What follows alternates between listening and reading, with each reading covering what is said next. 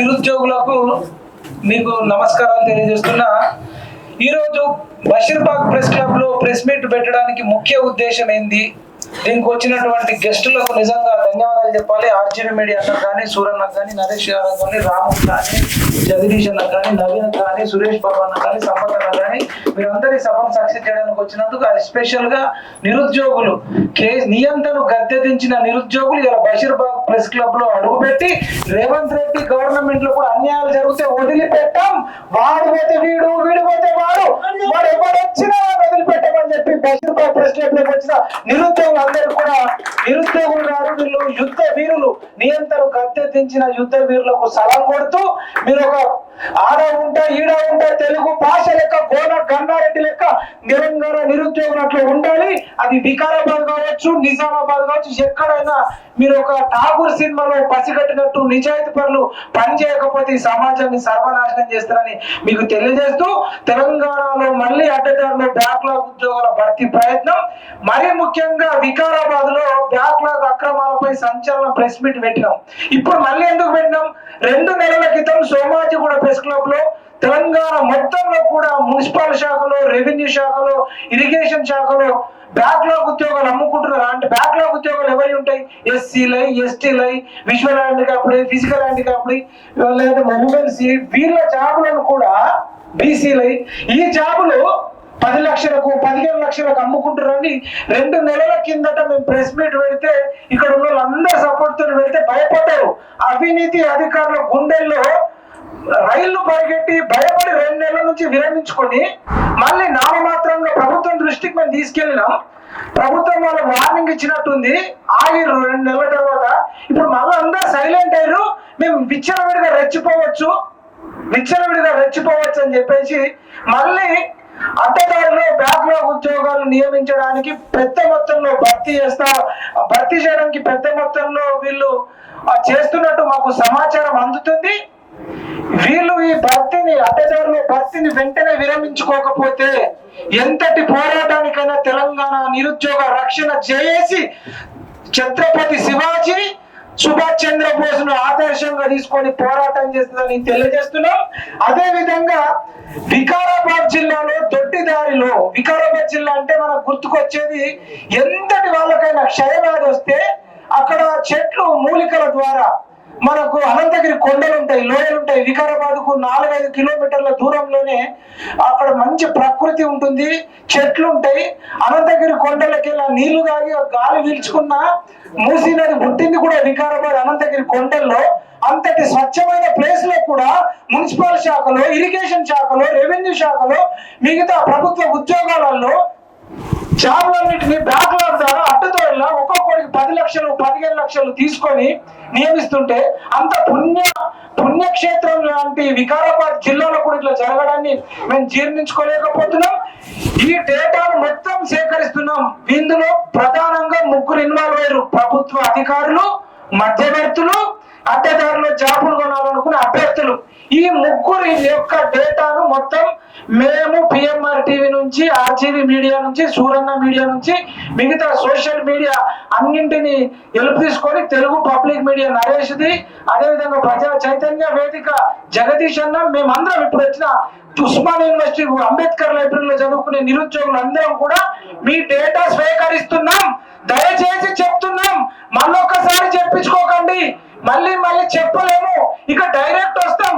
తప్పు చేస్తే భగవద్గీతలో శ్రీకృష్ణుడు చెప్పిండు, తప్పు చేస్తే నీ రక్త సంబంధం ఉన్నైనా సరే, నీ కొడుకునైనా సరే, జనతా గ్యారేజ్ లో చెప్పినట్టు అడ్డంగా పెరిగితే కొమ్మనైనా కొడుకునైనా నరకాల్సిందే. అట్లాంటిది అవినీతి అధికారులను నరకాల్సిందే. మీ ఇంటికి వస్తాం, నట్టింటికి వస్తాం అని చెప్పి మీకు చెప్తున్నారు. 10 లక్షలు 15 లక్షలు జాబ్ పెట్టి కొంటే మీ జాబ్ మీకేపిస్తాం, డబ్బులు పోతాయి, చట్టపరంగా చర్యలు తీసుకుంటాం. అదే విధంగా ఈ 3 డేటా అంటే అడ్డగోలుగా బ్యాక్లాగ్ ఉద్యోగాలు అమ్ముకుంటున్న ప్రభుత్వ ఉద్యోగులు, మధ్యవర్తులు, అదే విధంగా అడ్డగోలుగా జాబులు లక్షలు పెట్టుకుంటున్న అభ్యర్థుల డేటా సేకరించి చీఫ్ సెక్రటరీ శాంతి కుమారి మేడంకు, అదే విధంగా చీఫ్ మినిస్టర్ ముఖ్యమంత్రి రేవంత్ రెడ్డి గారికి వెళ్ళి సెక్రటరేట్కి వెళ్ళి మీ గురించి మొత్తం చెప్పి మీరు జీవితాంతం జైల్లోనే ఉండేటట్టు చేస్తాం. ఈ మధ్యలో సినిమా వచ్చింది ఏదో లక్కీ భాస్కర్, మీరు లక్కీ భాస్కర్లు కాదు బ్యాడ్ లక్ భాస్కర్లు అవుతారు. మీ ఎంబడినే పడతాం. మీరు అడ్డగోలుగా అరే మీకు జాబ్ ఉంది, నెలకు జీతం ఉంది, మీకెందుకు రా ఇంకా అవినీతి డబ్బు? రియల్ ఎస్టేట్ చేసుకోండి. మీకు వచ్చిన డబ్బుల్ని రియల్ ఎస్టేట్ లో పెట్టుకోండి, స్టాక్ మార్కెట్ లో ఇన్వెస్ట్ చేసుకోండి. తెలివితో డబ్బులు సంపాదించాలి, స్కిల్ తో డబ్బులు సంపాదించాలి, కష్టపడి సంపాదించాలి. బేంచ్ మీద కంటే బేంచ్ కిందికి వెళ్ళి డబ్బులు సంపాదించడానికి అవునా మీరు జాబులు కొట్టింది? లుచ్చాగలరా? తెలంగాణ నిరుద్యోగ రక్షణ చేసి దీనివల్ల మీకేంది నష్టం అవ్వచ్చు? మెరిట్ స్టూడెంట్లు ఎవరైతే బాగా కష్టపడి చదువుతారో 70%, 80% వచ్చి ఉస్మానియా యూనివర్సిటీలో చదివే పిల్లలకు, చిక్కడపల్లి లైబ్రరీలో చదివే పిల్లలకు అన్యాయం జరుగుతుంది. మెరిట్ స్టూడెంట్లకు వచ్చేయాల్సిన జాబుల్ని మీరు అడ్డగోలుగా తీసుకుంటే ఎవరు ఊరుకోవడని తెలియజేస్తూ, ఇది వికారాబాద్ జిల్లాలోనే కాదు తెలంగాణ అంతా జరుగుతుంది. మరీ ముఖ్యంగా వికారాబాద్ జిల్లాతో పాటు వరంగల్లో, ఆదిలాబాద్ లో, నిర్మల్ లో, కామారెడ్డిలో, ఖమ్మంలో, నిజామాబాద్ లో, హైదరాబాద్ లో, నారాయణపేటలో ఇట్లా మిగతా జిల్లాలలో కూడా బ్యాక్లాగ్ జాబులు అడ్డగోలుగా అమ్ముకోవాలని చూస్తున్నారు. మధ్యవర్తులు ఇన్వాల్వ్ అయ్యారు. ఈ కొనటోళ్ళని చెప్పు తీసుకొని కొడతాం. మొన్న మా సూరన్న బూట్ తీసుకొని పెట్టిండు. మేము కూడా ఇప్పుడు ఎవడన్నా బ్యాక్లాగ్ జాబుల ద్వారా కొట్టాలనుకుంటే మీ ఇంటికి వచ్చి కొడతాం. ఈ బూట్తో కొడతాం, అమ్మినోని కొడతాం, కొన్నోని కొడతాం, మధ్యవర్తులు అందరినీ కూడా ఈ బూట్ కాలుతో కొడతాం. కొడకలారు అడిగేటోళ్ళు లేడు, మేము ఇష్టం వచ్చినట్టు చేస్తాం, మాకు అడిగే దిక్కు లేదు. ఎవడేం బీక్కుంటారు అనుకుంటారు. ఏం బీకలర్ అనకు. కేసీఆర్ కూడా మీరు ఏం బీకలర్ అన్నాడు. సీఎం కూర్చుని అడిగిన నిరుద్యోగులు బషీర్బాగ్ ప్రెస్ క్లబ్ లో ఉన్నారు. ఒక్కడు కూడా తగ్గేదే లేదు. నీ అమ్మ తగ్గేదే లేదు అంటాడు కదా. ఎర్ర చందనం స్మగ్లింగ్ చేసిన తగ్గేదే లేదు అనేటప్పుడు నిరుద్యోగులు ఏమో తగ్గేదే లేదు అంటున్నాం. వాడు చెడు కోసమే తగ్గేదే లేదు అన్నప్పుడు మేము మంచి కోసం ఎందుకు అంటారా? ఒక్కొక్క నిరుద్యోగి ఒక యుద్ధ వీరుడు, ఒక ఛత్రపతి శివాజీ, ఒక సుభాష్ చంద్రబోస్ కావాలని నేను విజ్ఞప్తి చేస్తూ, అల్లు అర్జున్ ఒక రోజు జైల్లో ఉండొస్తే ఒక 2 గంటలు, చిరంజీవి, నాగార్జున, వెంకటేష్, బాలకృష్ణ, రానా, దగ్గుపాటి, నాని, చైతన్య, ఆర్ నారాయణమూర్తి కూడా పోయొచ్చిండు. అన్న బ్యాక్లాగ్ ఉద్యోగాలు అడ్డగోలు అమ్ముకుంటే ఒక్క హీరో రాడు. సినిమా హీరోలు సినిమాలలో జాబులు అమ్ముకుంటే వస్తారు, కానీ నిజ జీవితంలో అమ్ముకుంటే రారు. రేపులు జరిగితే సినిమాలలోనే రక్షిస్తారు, మర్డర్లు జరిగితే సినిమాలలోనే రక్షిస్తారు. Camera on, light on, off అనాలి. నిజ జీవితంలో 1,00,000 మందిని ఒకేసారి రేపు చేసినా చంపినా ఏ సినిమా రాడు.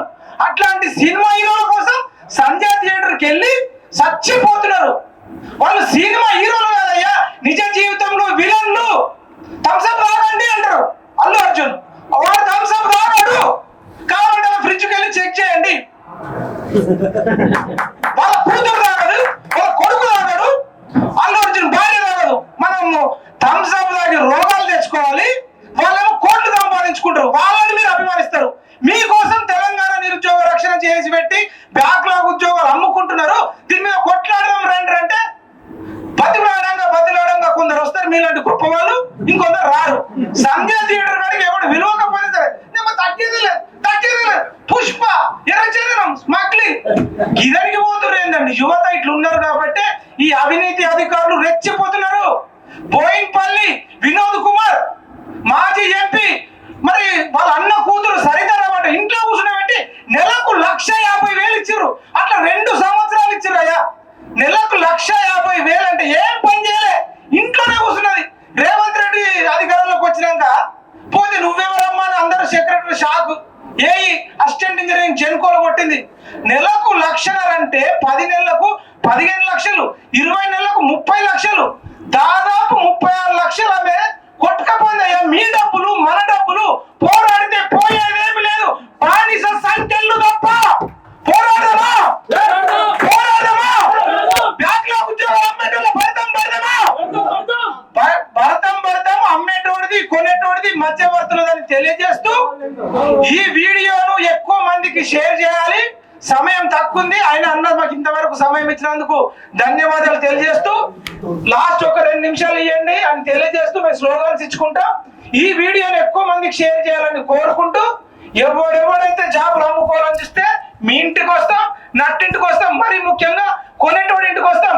మీ ఆడవాళ్ళకి చెప్తున్నాం, అమ్మ మీ కొడుకో కూతురో జాబ్ కొనాలని చూస్తే వాడు జాబ్ పోతుంది, వాడు జైలుకు పోతాడు, కాబట్టి డబ్బులు కూడా పోతాయి. కాబట్టి మీరే మీ పిల్లలకు చెప్పుకోవాలని కోరుకుంటూ ఈ వీడియోని ఎక్కువ మందికి షేర్ చేయాలని కోరుకుంటూ జై జవాన్, జై కిసాన్, జై హింద్. నమస్తే అండి తెలుగు ప్రజలకు.